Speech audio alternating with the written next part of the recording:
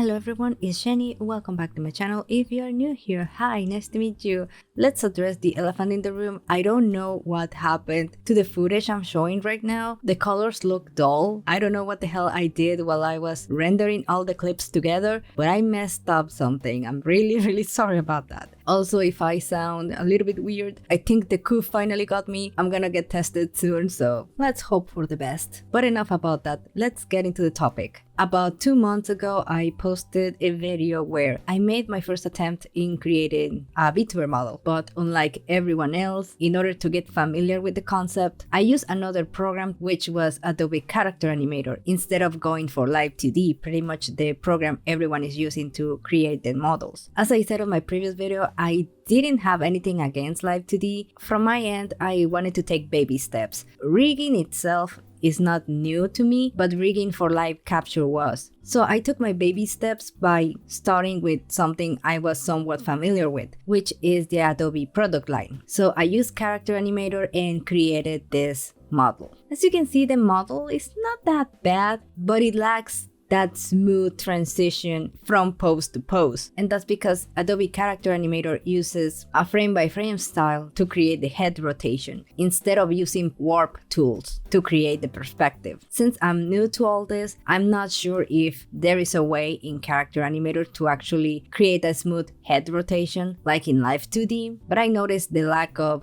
smooth transition between head poses or body poses may be an issue, especially for everyone who's already used to Live2D. But in general, I'm pretty happy with the model, and if they do updates to Character Animator, I'll be happy to try them. So, since I already satisfied my curiosity in making a basic avatar, I thought I was finally ready to engage on the learning curve that's Live2D. Live2D is a whole new program. I don't know anything about it aside from the basics of rigging and animation. You got the deformers and the keyframes pretty much. But if I wanted to know how to set up everything properly, or how to apply physics, or how each parameter work, yeah, I was completely lost. So it was time to use the handy dandy YouTube University, aka me typing Live2D tutorial for beginners. So I pretty much follow Siafar's entire playlist on how to rig. I also followed Yoshino Art, Kira Omori, and Cutie Dragon. I was mainly following Siafar, and whenever I got stuck like, I kinda didn't understand properly what she meant here, I'll check out the others for complementary knowledge.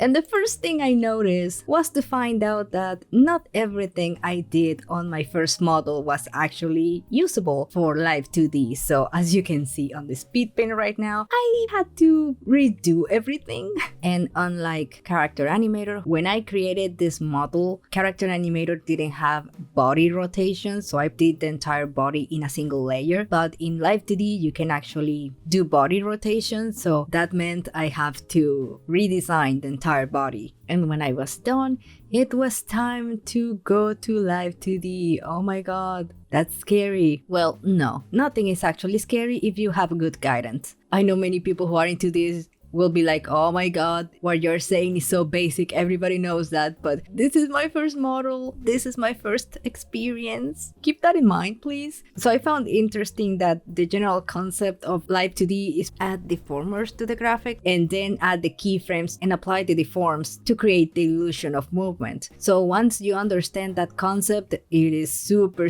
easy to start rigging in Live2D. And I think I did the basic newbie mistake. I think everyone does this, but when I first saw the parameters, I believed I had to create a new parameter for every single little graphic I had. And I was so confused because I didn't know how to quote-unquote link the parameter. And once I saw the tutorial properly, when they said, oh, you just select the graphic and you use the same XY parameter for all the graphics, I was like, oh, that's actually pretty cool. I know people who are experienced on this will be either on one side or another. They will be like, ha, I thought the same as well, or oh my god, did you actually thought that? How stupid you are. It's one or the other. Anyway, when it came about the head rotation, blinking, animating the hair. I didn't have problems at all until it was time to rig the mouth. Oh my god, the mouth. I did it like 3 times. I even had to go back to my Photoshop file and make the stroke of the lips a little bit bolder, because when I was deforming the lips, they will disappear of how thin they were. And sometimes I wasn't following the keyframe order well, and I put one mouth form where it shouldn't. It was a disaster, guys. I did it like 3 times for a reason. And to be honest, I was not that happy with the final result, but of all my attempts, it was the best one. The one I wouldn't be ashamed to say, "Can I please have my I tried star?" Thank you! I also had a little bit of trouble with the blinking, not because it was difficult to animate. There's a point in the deformation where I'm not that happy of the form the lash takes, so I'll probably go back and fix that issue. I mean, look at this.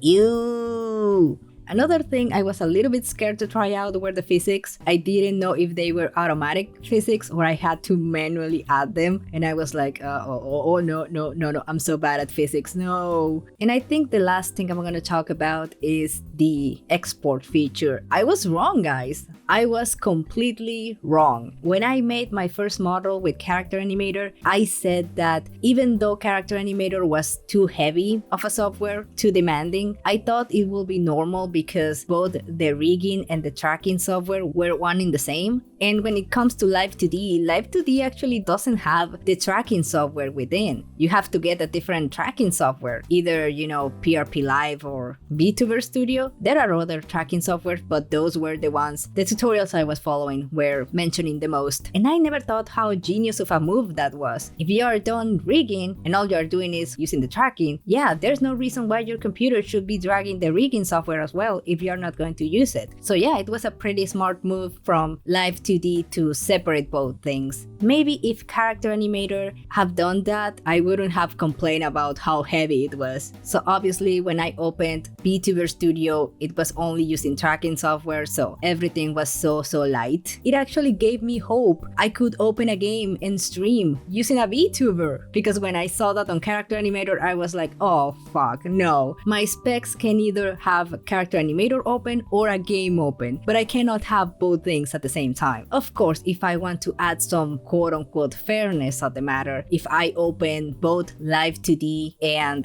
VTuber Studio at the same time, are a bit similar to Character Animator, but still Character Animator consumes 10% more resources, especially CPU usage. So I'm not a programmer, but perhaps Character Animator should look into that to separate the tracking feature from the rigging feature. Perhaps it won't do the program as lighter as either Live2D or Vtuber Studio, but downgrading the amount of resources it consumes, it's gonna help. Anyway, moving on, I know I have been comparing the two programs as if it was some sort of competition. It is not, I'm just sharing my experience. In any case, you have pay attention to my speed paints. I don't stick with a single software, I use many to draw, so when it came about creating my VTuber model, I wanted to do the same. I wanted to try multiple programs once I believe I had the hang on one and make my own judgment. The pros and the cons, So now that my model was somewhat quote-unquote ready, it was time to calibrate it on Vtuber Studio, which it was super easy to do. The only little thing I found annoying was to follow the huge path to find the right folder to put the model in. Yeah, that was a bit long, but not a deal breaker. So here it is. So this is my new B1 model, which for being a B1, I think it came out pretty decent. I still have a lot of things to improve to this model, like the mouth. Like I said, I didn't like it that much, but I think it's getting in there. I mean, it's a start. So what do you guys think about this little VTuber journey? Let me know down below. Thanks for watching, and I'll see you soon.